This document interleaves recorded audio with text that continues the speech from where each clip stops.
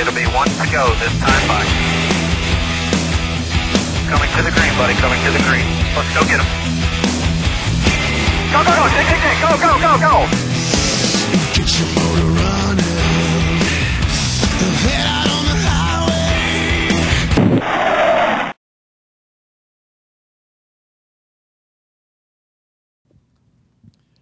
Dustin Long.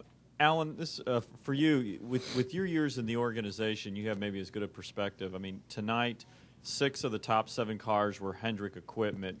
Certainly, with what Stewart-Haas and what Hendrick's done in the last 5-6 races has been domination with so many cars in the top 5 or 6. Can you, I guess, put in perspective the depth of the Hendrick organization, even with Stewart-Haas? Is it as great? Because I know for so many years there was always 1 or 2 cars at Hendrick that were up there, and it was always kind of a struggle to get those other cars. Is this as strong as Hendrick's been in years? Yeah, I mean, this is as good as I've seen us in some time, you know, we're all really proud of that. We're proud of the effort and the work. You know, it's countless hours from a lot of people. It's incredible direction from Rick Hendrick. It's, you know, Rick Hendrick going out and getting us Mark Martin to drive our car. You know, that's awesome. You know, him having faith in us. We know what the 24 and 48 have done. They've had a lot of success. But we've worked hard. You know, we haven't had the results in the 5 and the 88 that we would have wished for. But we're working hard to change that. And I think you know, Mark's a big piece of that puzzle. And you know, the depth you're talking about, there's incredible amount of talent there. And you know, it's hard in this sport to keep that talent and keep a budget and keep everything in check. And the reason that happens is Rick Hendrick. There's nobody else I'd rather work for. There's nobody else I want to work for. And I think there's, you know, 80 people in that 5 and 88 shop who say the same thing. And I think there's 500 people at Hendrick Motorsports that say the same thing. So he's just a really special person and somebody you want to be around.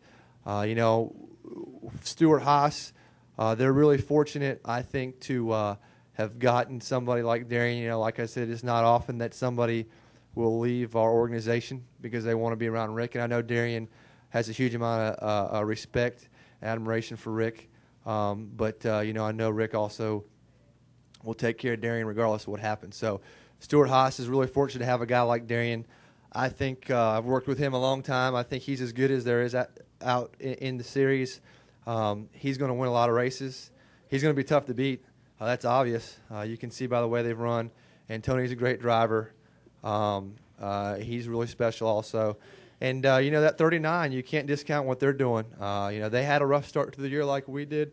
Tony Gibson's doing a great job. Ryan's doing a great job. You know, Ryan has had a couple off years and really looks rejuvenated and really looks good. And he was really fast tonight. It was really, you know, we raced him hard tonight all night long, and Richmond was the same way.